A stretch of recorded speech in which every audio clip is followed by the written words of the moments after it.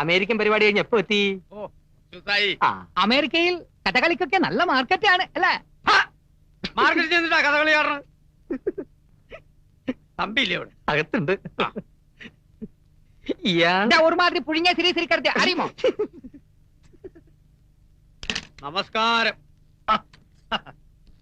താനപ്പെത്തി? ഒരാഴ്ചയായി.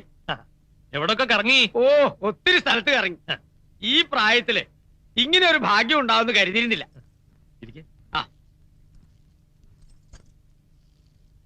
തന്റെ മകനെ കണ്ടോ? ഹൂസ്റ്റണിൽ വെച്ചിട്ടാ. അവിടെ ഒരു സ്കൂൾ ഓഡിറ്റോറിയത്തിൽ വെച്ചായിരുന്നു പരിപാടിയായി. കളി കഴിഞ്ഞപ്പോ എന്നെ കാണാൻ വന്നു. കണ്ണടയൊക്കെ വെച്ചൊരു മധ്യവയസ്കൻ. അറിയോ എന്ന് ചോദിച്ചപ്പോ അസാരൊന്ന് പരിങ്ങി. ശ്രീമംഗലം ബംഗ്ലാവിലെ രാജശേഖരൻ തമ്പി അറിയോ എന്നായി അടുത്ത ചോദ്യം. ദിടീന്ന് എനിക്ക് ഓടിത്തിരിഞ്ഞു. കണ്ടാ തിരിച്ചറിയില്ലടോ. കൂടെ കുടുംബം ഉണ്ടായിരുന്നു. അവന്റെ ഭാര്യ എന്നോട് എന്തൊക്കെയോ പറഞ്ഞു. മലയാളത്തിലാ, ഒരുതരം മാഷ്പൂഷ് മലയാളം. എനിക്കൊന്നും മനസ്സിലായില്ലടോ. പക്ഷെ മകള് നല്ല അസലായിട്ട് മലയാളം പറയണു. നല്ല കേരളീയത്വമുള്ള മുഖം. മുത്തച്ഛനെയും മുത്തശ്ശിയും നേരിട്ട് കണ്ടിട്ടുണ്ടോന്ന് ആ കുട്ടി എന്നോട് ചോദിച്ചേ. മെടുക്കിയ അവന് ഇത്രയും വലിയൊരു മകളുണ്ടെന്ന് വിശ്വസിക്കാൻ കഴിയുന്നില്ലടോ.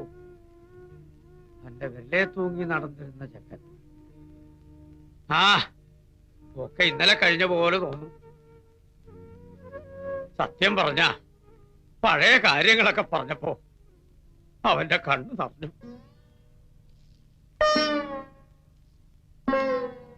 അവന്റെ ഇഷ്ടം നോക്കാതെ താൻ കല്യാണം ഉറപ്പിച്ചതിന് അവനാണോ കുറ്റക്കാരൻ? ആ കുട്ടിയോട് അവനങ്ങനെ തോന്നിയിട്ടില്ലെന്നാ അവൻ പറയണേ. മുറപ്പെണ്ണെ തന്നെ കല്യാണം കഴിക്കണം നിയമമൊന്നുമില്ലല്ലോ. നാട്ടിലേക്ക് തിരിച്ചു വരണമെന്ന അവന്റെ മോഹം. താൻ വിളിച്ചാ അവൻ വരും. അത് ഈ ജന്മത്തുണ്ടാവില്ല. വാശി കളയടോ. തനിക്ക് 10ഉം 12ഉം ഒന്നുമില്ലല്ലോ. മരിച്ചാ കൊള്ളി വെക്കാൻ ആകെയുള്ള ഒരു ആണ്ടനി. താനൊന്നും തോറ്റു കൊടുത്തോണ്ട് ഒരു തെറ്റുമില്ല. തോറ്റു കൊടുക്കാൻ അവനല്ല എന്റെ അച്ഛൻ. അതിന് അച്ഛനും മകനും പോലെയല്ലോ നിങ്ങൾ ഇവിടെ കഴിഞ്ഞുകൂടിയത്.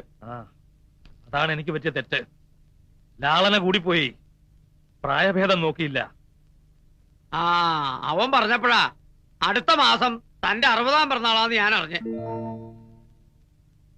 ഷഷ്ടിപൂർത്തിയായി. ഷഷ്ടിപൂർത്തി?